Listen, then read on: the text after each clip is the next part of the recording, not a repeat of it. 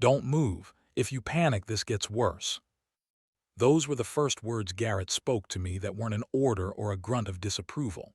His voice was low, steady, almost gentle, which made the situation even more surreal. Because right now, at this exact moment, I was wedged between two wooden beams in the oldest section of the stable, my chest pressed against splintered wood, my arms trapped at awkward angles, and Garrett's massive frame pressed against my back as he tried to assess the damage. I couldn't breathe, not because of the wood, because of him. I said, "Don't move, Eli." His breath was hot against my ear, and I felt every syllable vibrate through my ribcage. "You're making it tighter." The irony wasn't lost on me. Here I was, the virgin stable boy, as the ranch hands loved to call me, not because of that kind of virginity, but because I'd never worked a real ranch before this summer, stuck in a literal trap of my own making, with the one man who'd barely looked at me twice now pressed so close I could smell the salt and leather on his skin. "How did you even manage this?" Garrett's voice carried a hint of something I couldn't quite place. Amusement, concern, I couldn't tell, and I couldn't turn my head enough to see his face. "I was trying to reach the old bridle," I managed, my voice embarrassingly breathless. "The one Mrs. Patterson wanted for the museum donation. It was wedged back here, and I thought if I just—" "Thought," Garrett interrupted. "That's your problem, city boy. You think too much and look too little." City boy. There it was again. The nickname that reminded me I didn't belong here, that I was temporary, that in 3 months I'd be back at college and this would all be a strange, sun-baked memory.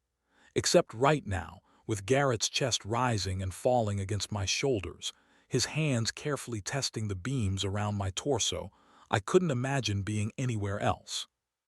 "I'm going to try to pull this left beam," he said quietly. "It's going to hurt, but I need you to stay absolutely still." I nodded, or tried to. My heart was hammering so hard I was sure he could feel it. His hand slid down my arm, checking for injuries, I told myself, just checking, and wrapped around my wrist. His palm was calloused and warm, completely engulfing my smaller hand. "On 3, 1. He pulled on 2. The beam groaned but didn't budge. I gasped as the pressure increased for a moment, then held. Garrett cursed under his breath, a rare break in his usual stoic composure. "Okay, new plan." He shifted, and suddenly there was even less space between us. I could feel the solid wall of his abdomen against my lower back, his thighs bracketing mine as he positioned himself for better leverage. "I'm going to push the right beam while you try to slide left.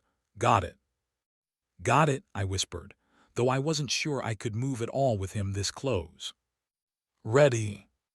I wasn't. I'd never be ready for how his strength felt, how his body radiated heat like a furnace, how his concentration made me feel like I was the only thing in the world that mattered right now. "Ready," I lied. Garrett Hayes wasn't just tall. He was the kind of tall that made doorways look like suggestions. 6'5" of solid muscle, with shoulders broad enough to block out the sun and hands that could wrap around a fence post and make it look delicate. At 24, he was the youngest head wrangler the Patterson Ranch had ever hired, and it showed in the way he carried himself.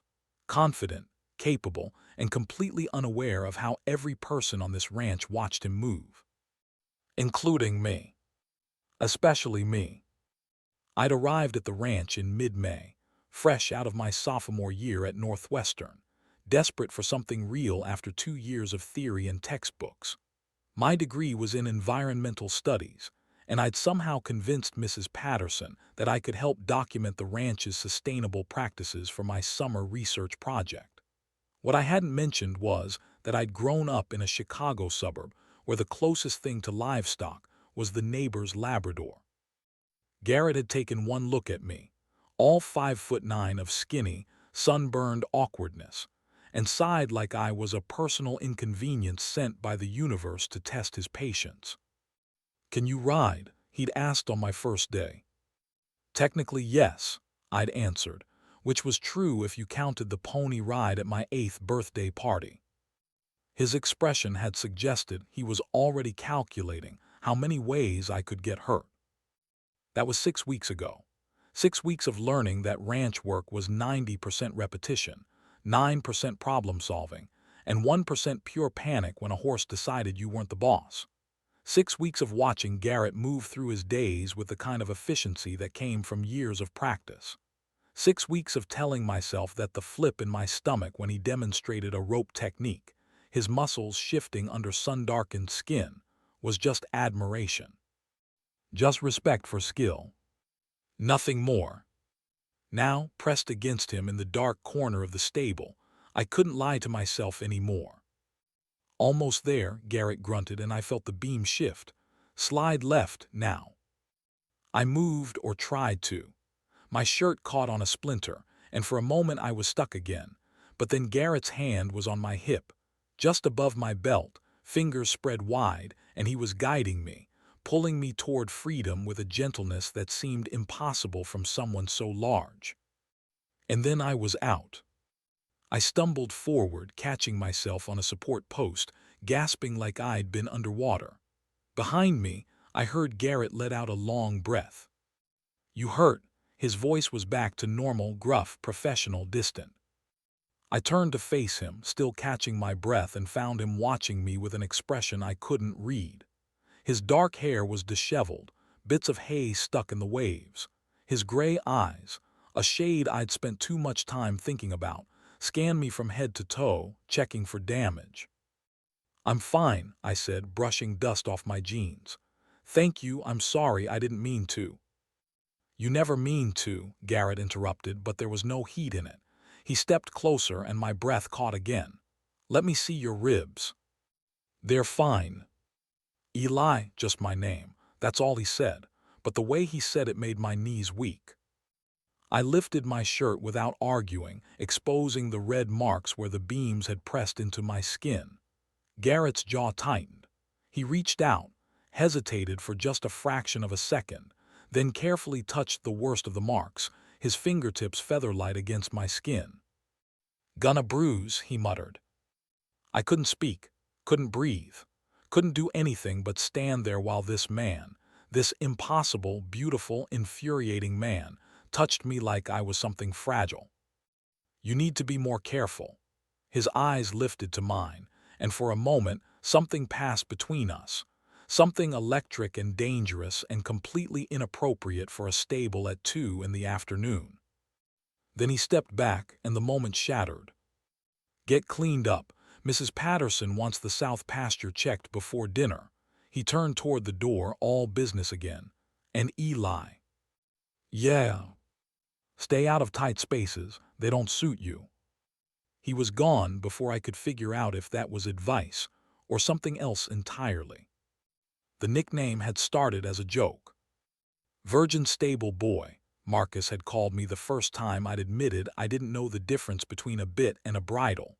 He was one of the younger ranch hands, early 20s, with an easy smile and the kind of confidence that came from growing up on ranches like this one. "Look at him, Garrett, pure as fresh snow." Garrett hadn't laughed. He'd just given Marcus a look that made the other man shut up immediately, then spent the next hour teaching me the basics with the patience of a saint and the strictness of a drill sergeant. But the name stuck. I didn't help matters by blushing every time someone made a crude joke, or by obviously not knowing the first thing about the casual hookup culture that seemed to dominate the bunkhouse conversations. They assumed I was sheltered, naive, probably waiting for marriage or something equally old-fashioned. They weren't entirely wrong. I'd had one relationship in college, a guy named Derek from my freshman English class. We'd dated for 3 months, and it had been nice, comfortable. We'd kissed, we'd talked about maybe taking things further, and then he'd graduated early and moved to Boston, and that was that. No drama, no heartbreak, just a gentle fatting out that left me wondering if I'd actually felt anything at all. I hadn't told anyone at the ranch I was gay, not because I was closeted. My parents knew, my friends knew, it wasn't a secret, but because it felt irrelevant. I was here to work, to learn, to get credit for my research project. My personal life didn't matter. Except it did matter. Because every day I spent watching Garrett Hayes move through the world was another day I fell a little bit more. It wasn't just his looks, though God knows those would have been enough. It was the way he talked to the horses, low and gentle, like they were having actual conversations. It was how he always knew when one of the ranch hands was having a bad day and would quietly assign them easier work without making them feel weak. It was the morning I'd seen him sit with Mrs. Patterson for an hour, helping her figure out how to use her new phone because her grandkids lived in Seattle and she wanted to video call them. Garrett was good, truly, fundamentally good, and that made everything so much worse. Because men like Garrett didn't look twice at men like me. After the incident in the stable, something shifted. Garrett started avoiding me. Not obviously, he was too professional for that. But where before he might have worked alongside me on fence repairs or shown me the proper way to stack hay bales, now he assigned me tasks that kept me on the opposite end of the ranch. When we did cross paths, his greetings were brief, his eye contact minimal. I told myself I was imagining it, that I was reading too much into nothing, that maybe he was just busy with the quarterly inventory or the new horses Mrs. Patterson had bought or any of 100 other things that had nothing to do with me. But then came the night of the barn dance. The Patterson Ranch held one every summer, a tradition dating back to the property's founding in 1892. Everyone for 50 miles was invited, neighboring ranches, townspeople, anyone who wanted good music, better food, and a chance to dance under strings of lights while the Wyoming sky turned purple and gold. I'd planned to skip it. Dances weren't really my thing, and I had papers to write, data to organize, excuses to make. But Mrs. Patterson had looked so hopeful when she'd mentioned she'd bought new boots just for the occasion that I'd caved. So there I was, showered and changed into the nicest flannel I owned, standing at the edge of the barn while fiddle music filled the air and couples spun across the makeshift dance floor. I spotted Garrett immediately. He was leaning against the far wall, a beer in hand, deep in conversation with a blonde woman I didn't recognize. She was beautiful in that effortless rural way, sun-kissed skin, confident posture, legs that went on forever in her denim skirt. As I watched, she laughed at something Garrett said and touched his arm. He didn't pull away. Something twisted in my chest, sharp and hot and humiliating. I had no right to feel this way, no claim on him, no reason to care who he talked to or touched or. You gonna stand there all night like a wallflower, or you gonna dance? I turned to find Marcus grinning at me, 2 beers in hand. He offered me one. I don't really dance, I said, taking the bottle anyway. Bullshit, everyone dances at these things. Come on, I'll teach you. Before I could protest, Marcus had set his beer down and grabbed my hand, pulling me toward the floor. The song was upbeat, energetic, something I'd never heard before. Marcus was patient, laughing when I stepped on his feet, spinning me with exaggerated flair that made nearby couples smile. It was fun, I realized. Stupid and silly and completely without stakes. Until I caught Garrett watching us. His expression was unreadable, but his eyes were locked on where Marcus's hand rested on my waist. The blonde woman was still talking, but he wasn't listening anymore. Our eyes met across the barn. The music seemed to fade. The other dancers blurred. For one impossible, electric second, it was just us, and I saw something in his face that made my heart stop. Then Marcus spun me again, and when I looked back, Garrett was gone. I found him by the creek. The music from the barn was distant now, muffled by trees and darkness. I'd searched for 20 minutes, checking the stables, the equipment shed, the bunkhouse, before finally wandering down to the water where I'd sometimes seen Garrett go when he needed quiet. He was sitting on the bank, boots off, feet in the cold stream.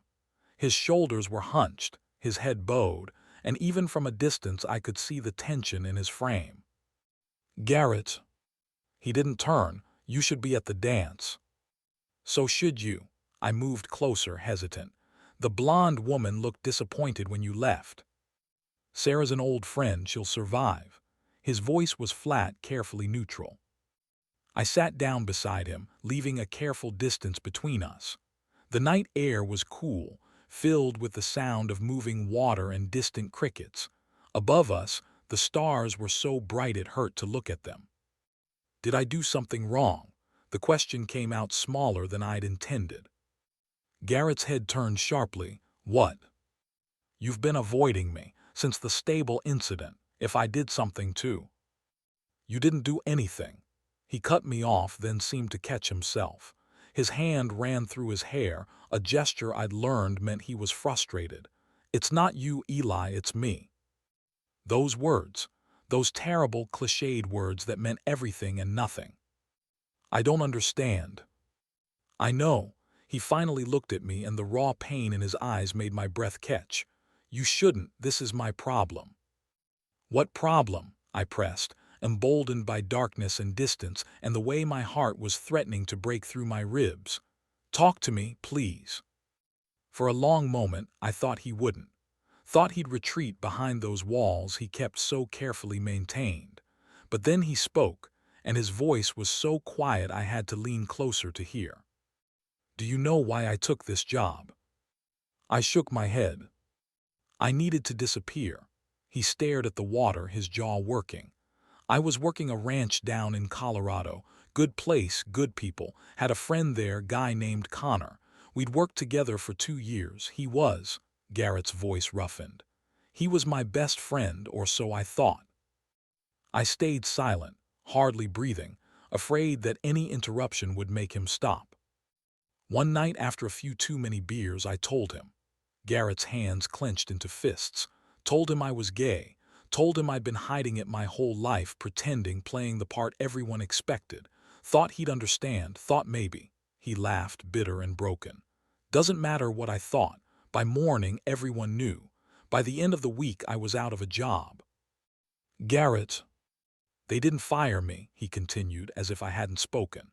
Couldn't legally, but they made it clear I wasn't welcome. Rumors, cold shoulders, equipment going missing when it was my turn to use it. So I left, came here, started over. He finally turned to face me fully, and the moonlight caught the shine in his eyes. Told myself I'd never make that mistake again. Never let anyone close enough to hurt me. Never, his voice cracked. Never feel anything that could ruin everything I'd built. My heart was breaking, absolutely shattering. Garrett, I'm so sorry. Don't be, he shook his head.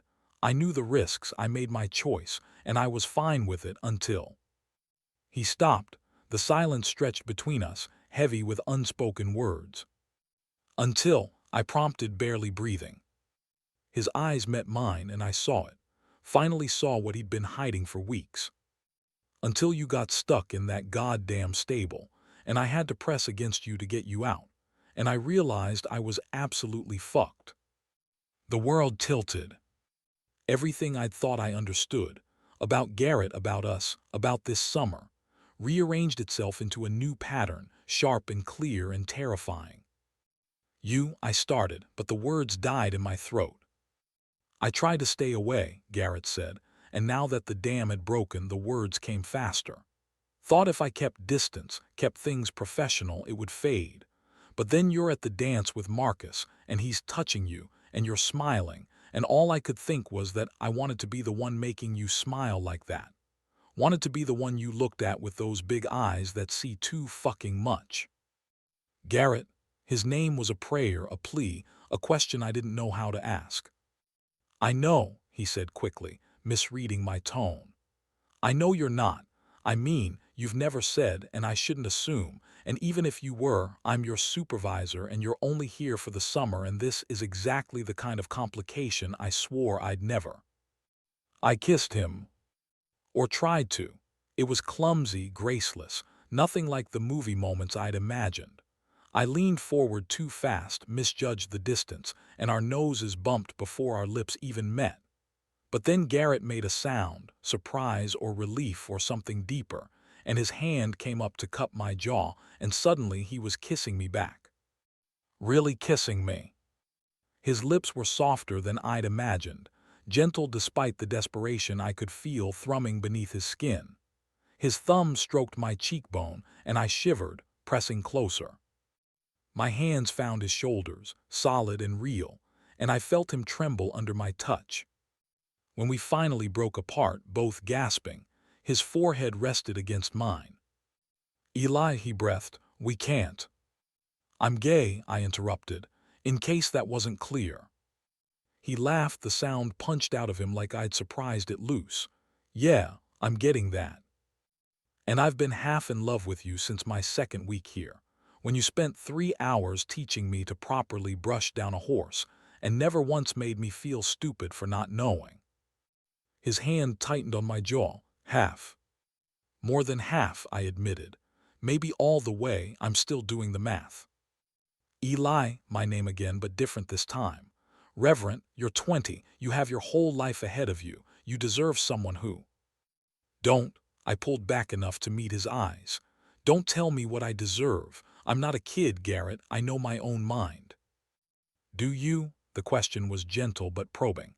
"Because in 3 months you'll go back to school, back to your life in Chicago, and I'll still be here shoveling shit and fixing fences. This isn't a romance novel. Real life is messier." I know that, and I did. But sitting there in the moonlight with the taste of him still on my lips, the future seemed like a problem for a different version of us. But can't we just see what this is, without planning the ending before we've even had a beginning? Garrett studied my face for a long moment. Then slowly he nodded. "Okay," he said quietly, "but we take this slow, and we keep it private. Not because I'm ashamed," he added quickly, seeing my expression, "but because this ranch is small and people talk, and I won't have you dealing with the kind of shit I dealt with in Colorado." "Okay," I agreed, even though the idea of hiding made my stomach clench. "And," he continued, his voice dropping lower, "if at any point you change your mind, if you meet someone at school, if this gets too complicated, you tell me. No guilt, no drama, just honesty. Same goes for you." "Deal." He held out his hand, formal and ridiculous given what we'd just done. I took it, but instead of shaking, I interlaced our fingers. His hand dwarfed mine, calloused and warm and perfect. We sat like that for a long time, hands joined, listening to the creak and the distant music and the sound of our own breathing slowly returning to normal. "We should get back," Garrett finally said, "before someone notices we're both missing." "Probably," but neither of us moved. "Eli." "Yeah. When you do the math on that love thing, let me know how it comes out." I squeezed his hand. "You'll be the first to know." The next morning, everything was the same. And everything was different. Garrett was at breakfast in the main house, same as always, discussing the day's work with Marcus and the other hands. He nodded at me when I entered, nothing more, but his eyes held mine for a fraction longer than necessary. Mrs. Patterson asked if I'd enjoyed the dance. I said yes, it was lovely, thank you for hosting. Garrett's lips twitched. The assignments were handed out. I was on irrigation repair with Marcus. Garrett would be breaking in the new mare. Standard, ordinary, completely normal. Except when I went to grab my work gloves from the mudroom. I found a note tucked inside one.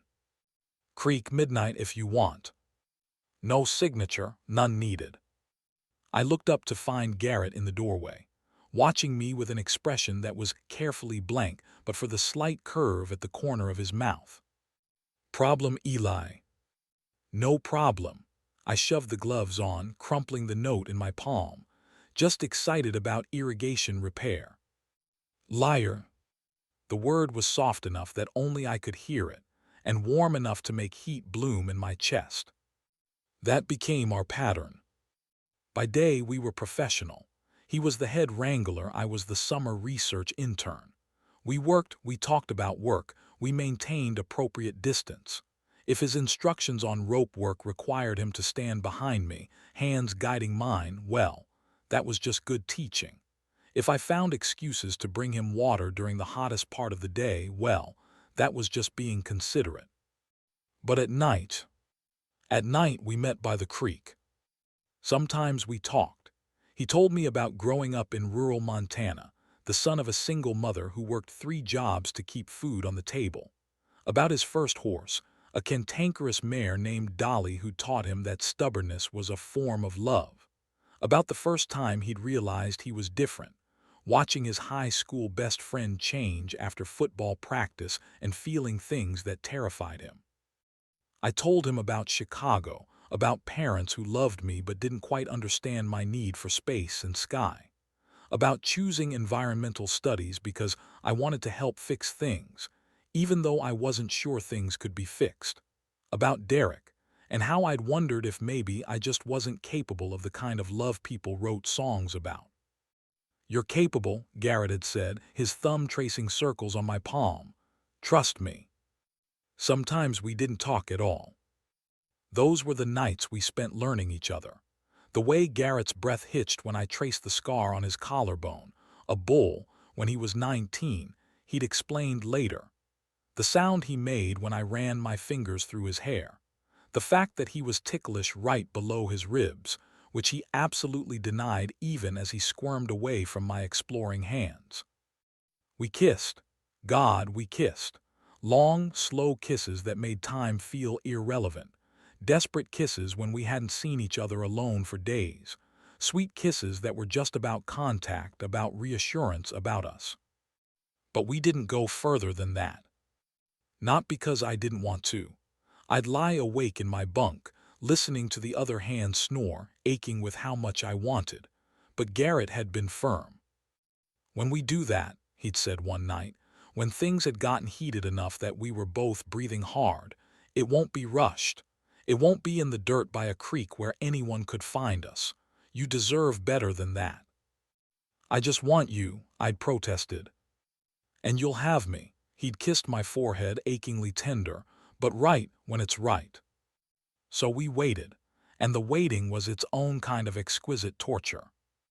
The first crack in our careful facade came in the form of a veterinary student named Tyler. He arrived in mid-July, sent by the state university to do a rotation on ranch animal health. He was tall, athletic, with dark curly hair and a smile that made the other ranch hands trip over themselves to help him with his equipment. And he was openly, obviously interested in me. "You went to Northwestern?" he'd asked on his first day, sitting next to me at lunch. "My brother went there. What's your major?"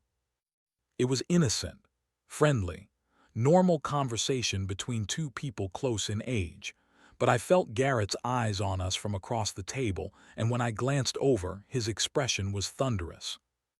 Tyler stayed for 2 weeks. 2 weeks of finding reasons to work near me, to ask my opinion on his research notes, to invite me to drive into town for dinner, since we're probably the only ones here who know what sushi is. I always said no, always kept things polite but distant, but I could see how it looked from the outside, 2 college-aged guys, clearly getting along, with Tyler making his interest more obvious by the day. Garrett didn't say anything, but his jaw got tighter, his instructions got shorter, and he stopped leaving notes in my gloves. The night Tyler asked me out directly, "Come on, Eli, just dinner, what's the—" finally snapped. "I'm seeing someone," I blurted out. Tyler blinked. "Oh, I didn't realize."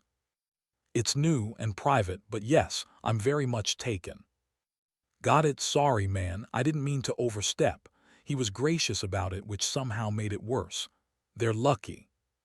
After he left, I went to find Garrett. He was in the stable, supposedly checking on a horse with a slight limp, but really just standing there in the dark, gripping the stall door hard enough to turn his knuckles white. I told him no, I said without preamble.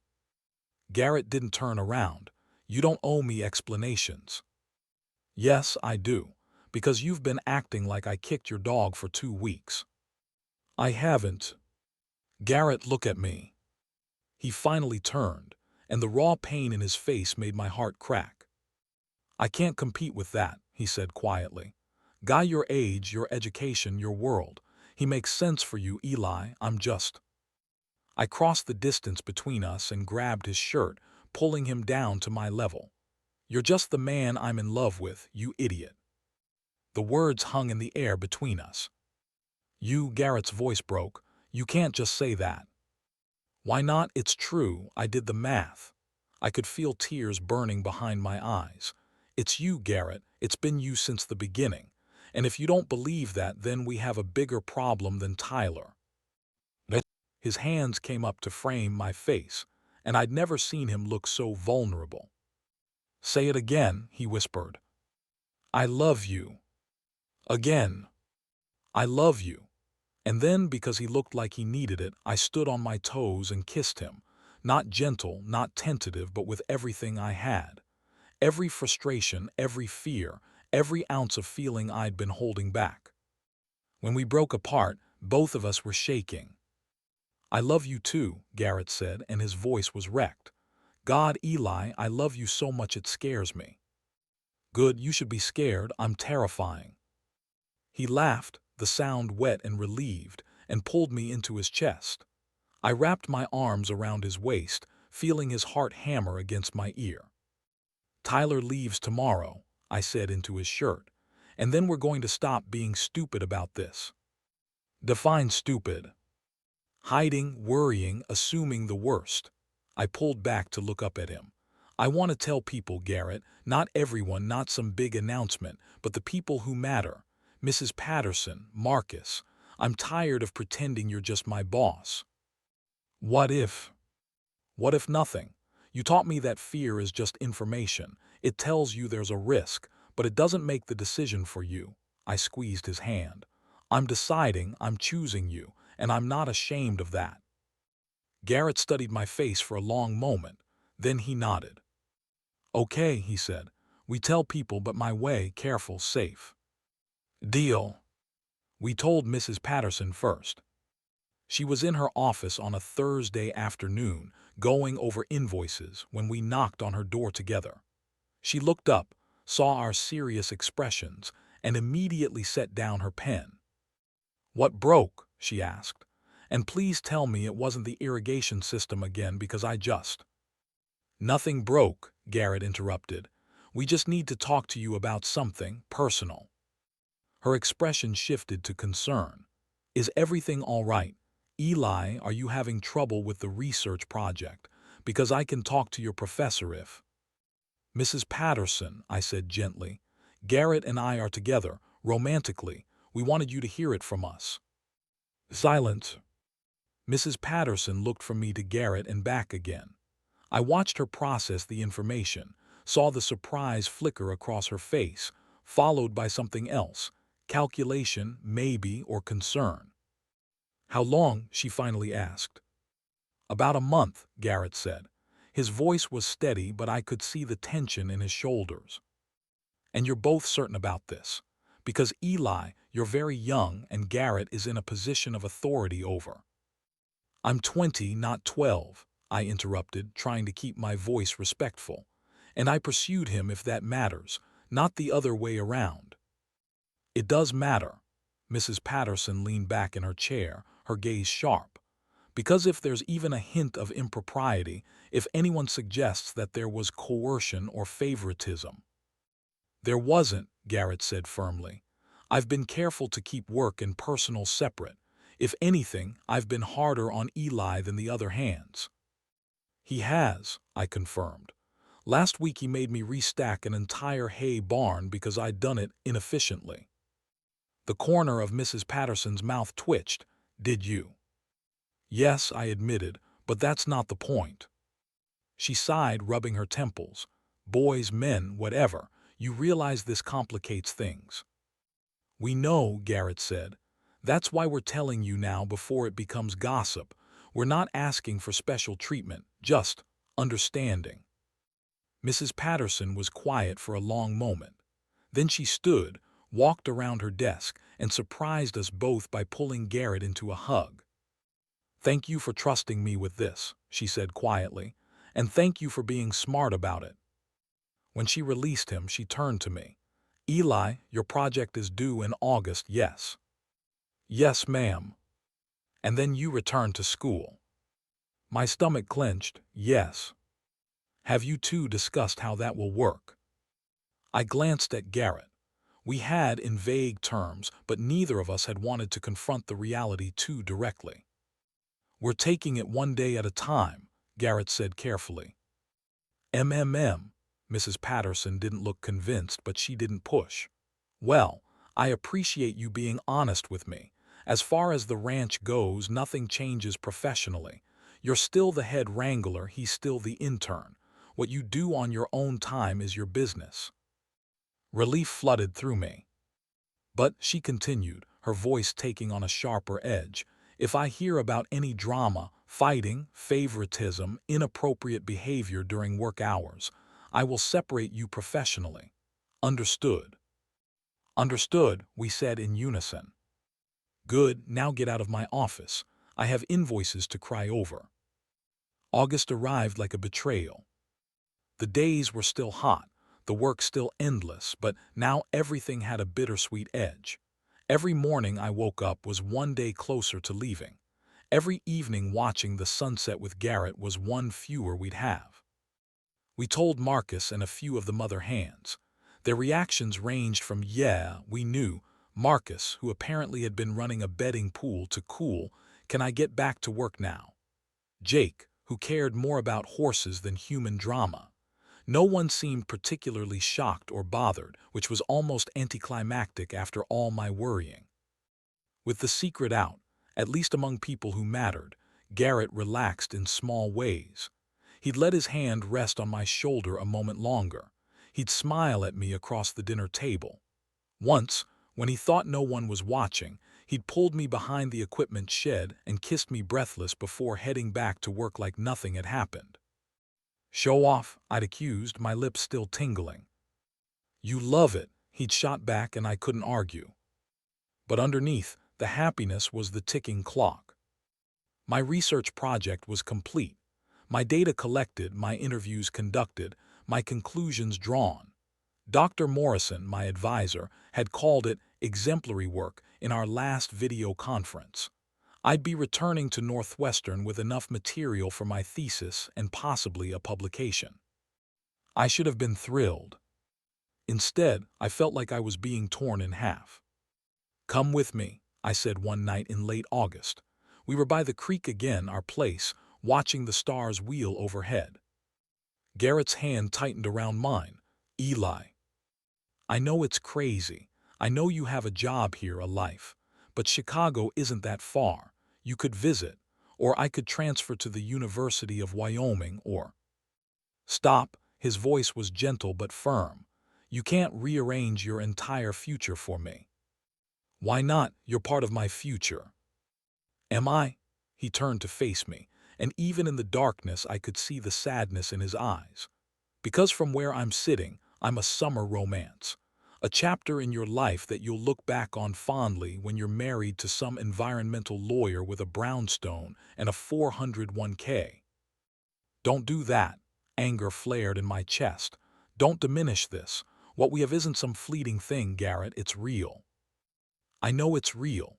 He pulled me closer, his forehead resting against mine. That's what makes it so goddamn hard. Because you're 20 years old with the world ahead of you, and I'm a ranch hand who will probably die in Wyoming with dirt under his fingernails. Our paths don't line up, Eli, no matter how much we want them to. So we make them line up. People do long distance all the time. For how long? His voice cracked. A year, 2, until you meet someone in Chicago who can actually be there for you, someone you don't have to wait months to see.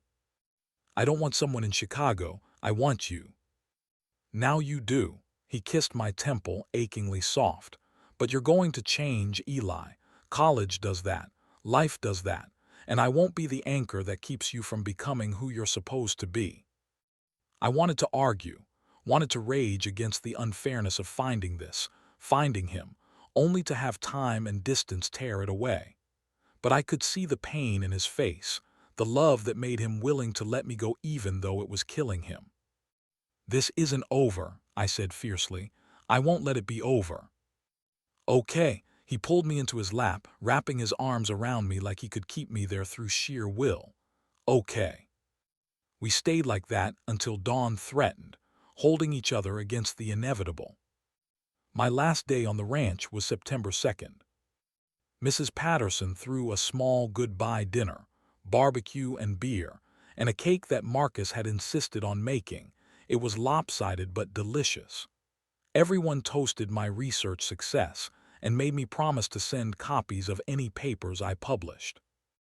Don't forget about us when you're some big-shot environmental consultant, Jake said, raising his bottle. Impossible, I said and meant it. Garrett was quiet through most of it, his eyes following me around the room but his expression carefully neutral, professional to the end. After dinner, after the goodbyes and the promises to stay in touch, I found him in the stable. He was brushing down Dolly, the old mare who'd been his favorite since he'd arrived. His movements were methodical, meditative, and I recognized it for what it was, a distraction. Running away from your own goodbye, I asked softly. His hand stilled, thought I'd spare us both the scene. Coward. Yeah, he set down the brush and finally looked at me. I really am. I crossed to him, wrapped my arms around his waist, pressed my face into his chest. He was so warm, so solid, so Garrett that the thought of leaving made me physically ache. I have something for you, he said after a moment. He pulled away gently and retrieved something from his jacket pocket, a small leather-bound journal. I know you keep notes for your research. Thought you might want something for other memories. I opened it. The first page had his handwriting, neat and careful. For Eli, who taught me that fear is just information, and that sometimes the scariest thing is also the right thing. Gee. Garrett, I breathed. Don't, he shook his head, don't make this harder. I love you. The words felt inadequate, too small to contain everything I felt. I love you and I'm coming back. I don't know when, I don't know how, but I will. Eli. No, I grabbed his shirt, pulled him down for a kiss that was desperate and fierce and tasted like goodbye. You don't get to decide my future for me. You don't get to push me away for my own good. I'm choosing you, Garrett Hayes, present tense, not past. His control broke. He kissed me back with everything he'd been holding in, and we stumbled backward into an empty stall, unable to get close enough, unable to stop touching. His hands were in my hair, my shirt, mapping every inch of me like he was trying to memorize by touch. When we finally broke apart, both breathing hard, he pressed his forehead to mine. I'll wait, he said hoarsely. However long it takes, I'll wait. You'd better. I kissed him again, softer this time, because I'm not giving up on this, on us. We stayed in that stall until the early hours of the morning, talking and kissing and holding each other. When the sky started to lighten, he walked me to my rental car, loaded with my bags and research materials and all the physical evidence of my summer. Drive safe, he said, his hand lingering on my arm. Text me when you get there. I will. I kissed him one more time, quick and desperate. This isn't goodbye, Garrett, it's just, see you later. See you later, he echoed, but his eyes said he didn't believe it. I got in the car, started the engine, made it halfway down the drive before I had to pull over because I couldn't see through the tears. Behind me, I knew Garrett was still standing there, watching me leave. The first month back at school was hell. Not because the work was hard, I'd expected that, but because everywhere I looked, I saw things I wanted to tell Garrett about. A particularly stunning sunset that would have looked even better over Wyoming hills. A lecture on sustainable agriculture that would have made him laugh. A guy in my environmental ethics class who reminded me so much of Marcus I had to leave the room. We texted every day, called when we could, but the time difference and his work schedule meant our conversations were often fragmented. My morning was his pre-dawn, my evening was when he was finally getting dinner. Miss you, I'd text. Miss you more, he'd reply. It wasn't enough. The second month I started applying to graduate programs. University of Wyoming, Montana State, Colorado State, anywhere within driving distance of the ranch. Dr. Morrison thought I was insane. "You're throwing away opportunities at top-tier schools," he'd said. "For what? A boyfriend." "For my life," I'd corrected. "My actual life, not some theoretical future." But as weeks turned into months, doubt crept in. Garrett's texts came less frequently. Our calls got shorter. When I suggested visiting for Thanksgiving, he'd hesitated. "It's expensive, Eli, and you have family." "I want to see you." "I want that too, but maybe winter break, when you have more time." I'd agreed, but something in his voice had made my stomach clench. The third month I met someone. His name was Alex. He was in my ecosystem dynamics class, smart and funny with a passion for wildlife conservation. We studied together, grabbed coffee. He made me laugh, and for a few hours at a time, I could forget the ache of missing Garrett. I told Garrett about him, about our study sessions, our coffee dates, the way Alex had asked if I wanted to get dinner sometime, as more than friends. "What did you say?" Garrett asked, and I could hear the careful neutrality in his voice. "I said I'm seeing someone I love very much, even if he's 1,000 miles away." Silence. "Then, Eli, if you want to, I mean if Alex makes you happy, I'm not going to." "Stop." I was in my dorm room, packing like a caged animal. "Don't do this, Garrett. Don't use distance as an excuse to push me away." "I'm not pushing. I'm being realistic. You deserve someone who can be there." "I deserve you." I was crying now, frustrated and heartbroken. "Why can't you understand that?" "Because I'm scared." The words burst out of him, raw and honest. "I'm fucking terrified, Eli. Every day you're gone is another day you're living a life I'm not part of. Meeting people who make sense for you. Building a future that doesn't include a ranch hand from nowhere, Wyoming." "Then be part of it." I wiped my eyes. "Come here, visit me. Let me visit you. Actually try, Garrett, instead of just waiting for it to fall apart." "I am trying." "Are you? Because from here it feels like you're giving up before we've even had a chance." More silence, then quietly, "Maybe I am, maybe I'm just not brave enough for this." My heart shattered. "I have to go," I said, "because if I stayed on the line I'd say things I couldn't take back. I'll call you tomorrow." I didn't call him tomorrow. Or the next day. Or the day after that. We didn't officially break up. There was no fight, no final conversation, no clear ending. We just stopped. The texts dwindled to nothing. The calls ceased. I threw myself into my studies, into my friendships, into anything that would keep me from thinking about warm gray eyes and calloused hands, and the way Garrett said my name like it was sacred. Alex and I stayed friends. He'd figured out pretty quickly that I was nursing a broken heart and had backed off the romantic interest with grace. "You really love him, don't you?" He'd asked one night over beer and terrible Chinese food. "Yeah," I'd admitted, "I really do." "Then why are you here instead of there?" "Because he doesn't think it can work, and maybe he's right. Maybe I was just a summer thing that got out of hand." "Do you believe that?" I'd stared at my low mane, remembering Garrett's face the last morning, the way he'd held me like I was precious. "No," I'd whispered, "but I don't know how to fix it." November became December. Finals came and went. My applications to Wyoming and Montana schools sat half-completed on my laptop. I couldn't bring myself to finish them, but I couldn't bring myself to delete them either. And then 2 days before Christmas, my phone rang. It was Mrs. Patterson. "Eli, dear, I hope I'm not interrupting anything." "No, ma'am, just packing for the holidays. What's up?" "I wanted to let you know, we're having a New Year's party at the ranch. Nothing fancy, just dinner and drinks for the hands and some neighbors. You're invited if you'd like to come."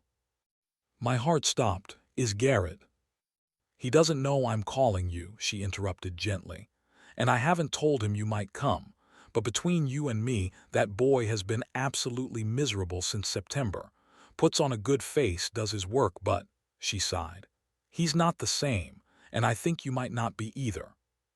Mrs. Patterson, I don't know if that's a good idea, if he's moved on. Has he contacted you since you left?" "No." "Have you contacted him?" "No."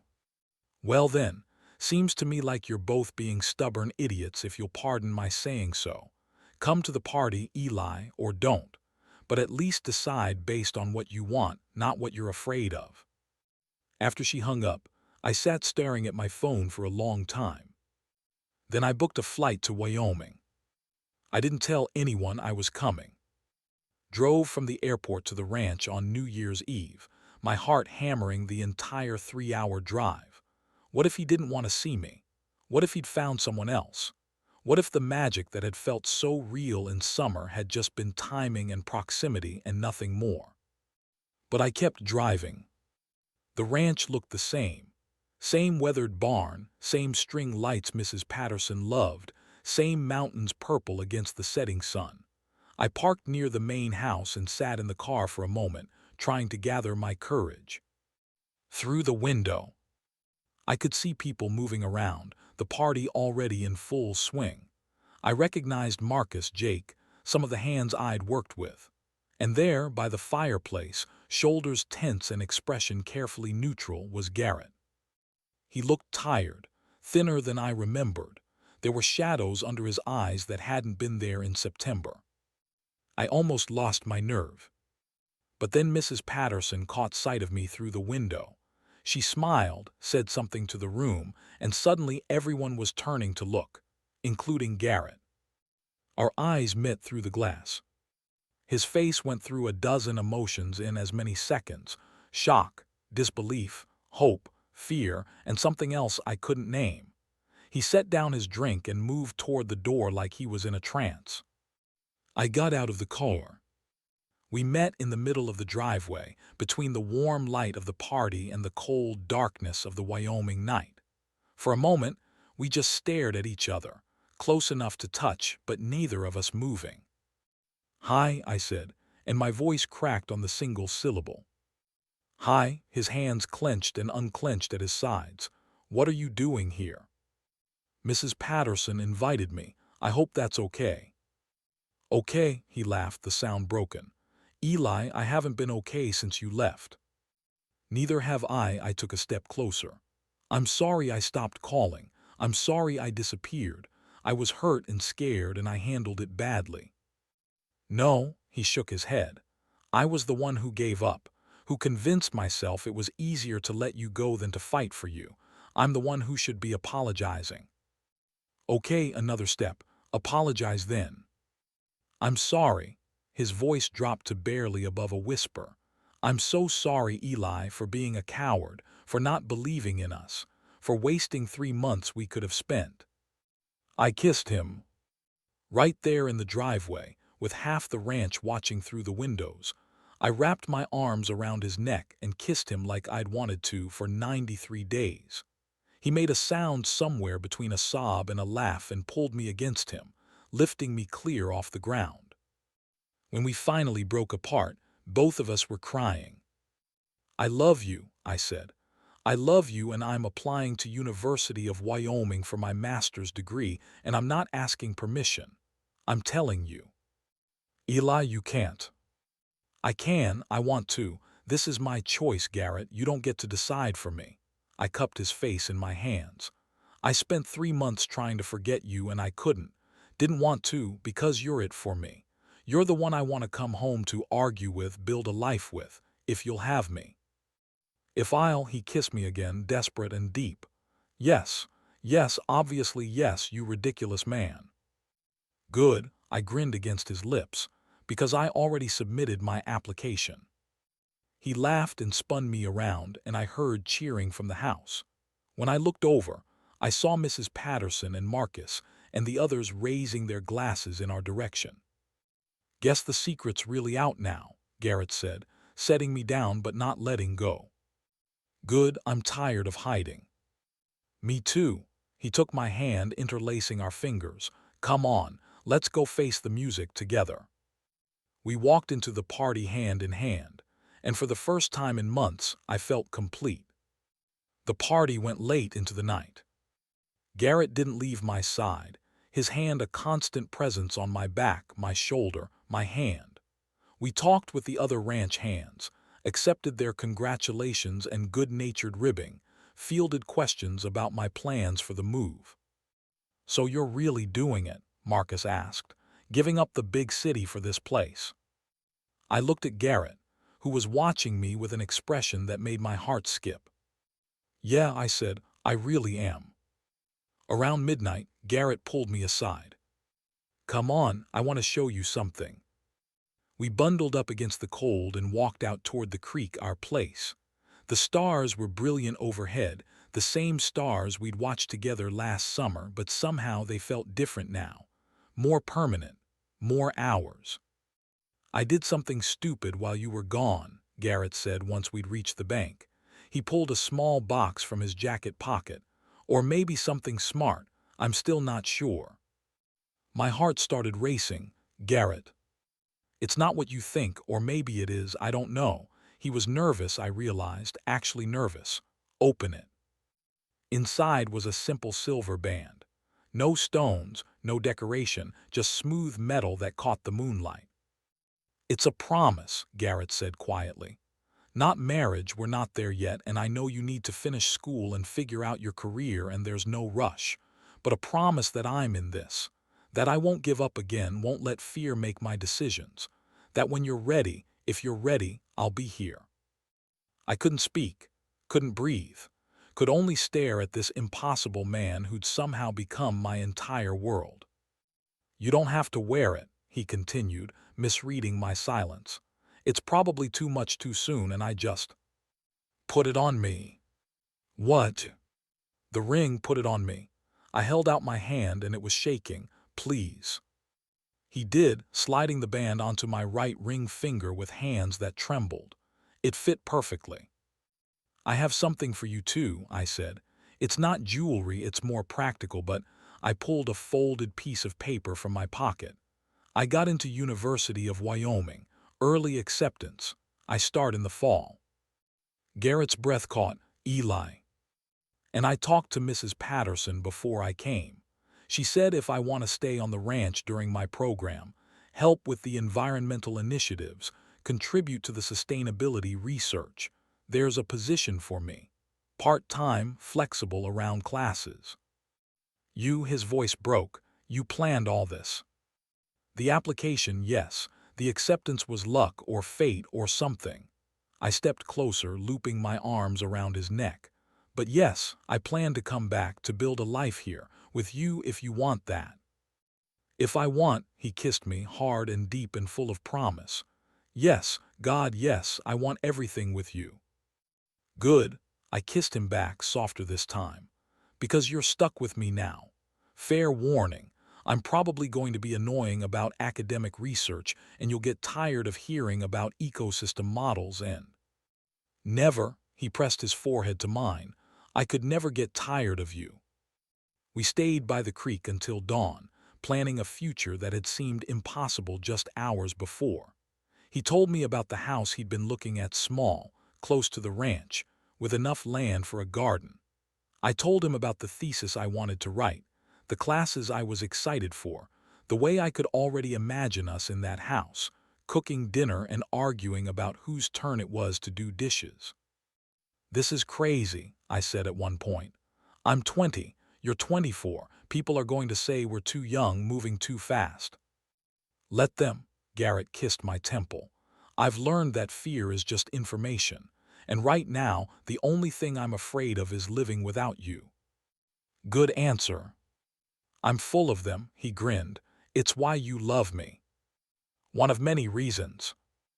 As the sun rose over the ranch, painting the sky in shades of pink and gold, I knew with absolute certainty that I'd made the right choice. This place, this man, this life, it was exactly where I was supposed to be. "Hey, Garrett." "Yeah." "Remember that first day, when I got stuck in the stable?" He laughed. How could I forget? You were a disaster.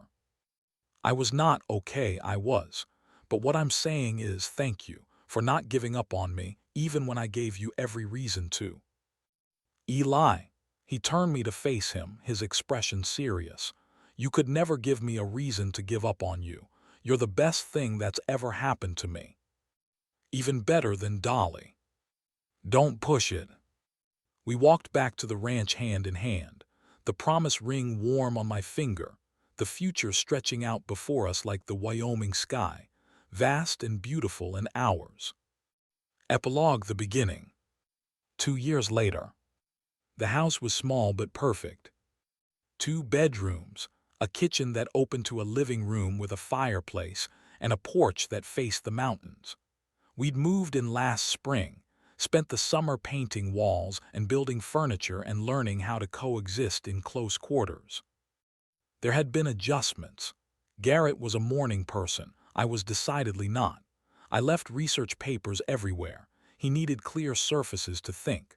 We argued about the thermostat, about whose turn it was to feed the chickens. Yes, we had chickens now. About whether my idea to implement rotational grazing on the ranch was innovative or just extra work.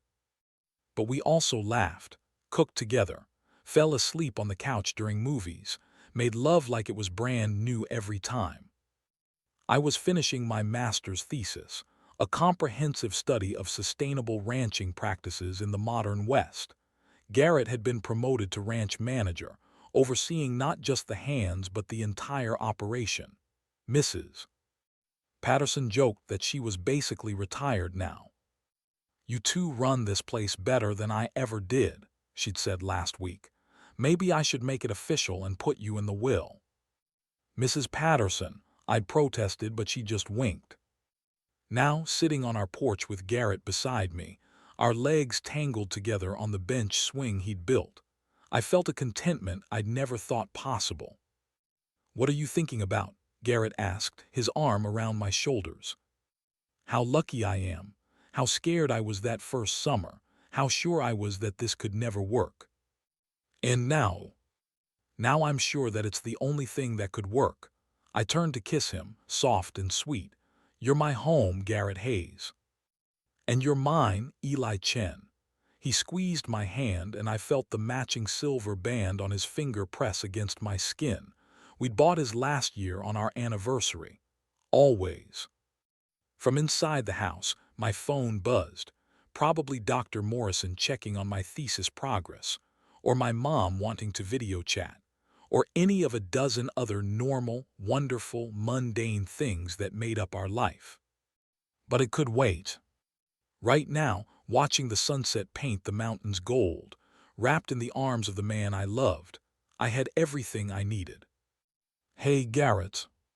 Yeah. Thank you for getting me out of that stable. He laughed, the sound rich and warm. Thank you for getting stuck in the first place. And as the stars began to appear overhead, the same stars we'd watched together that first summer, the ones that had witnessed all our promises and fears and hopes, I knew that this was just the beginning. Our beginning. The end.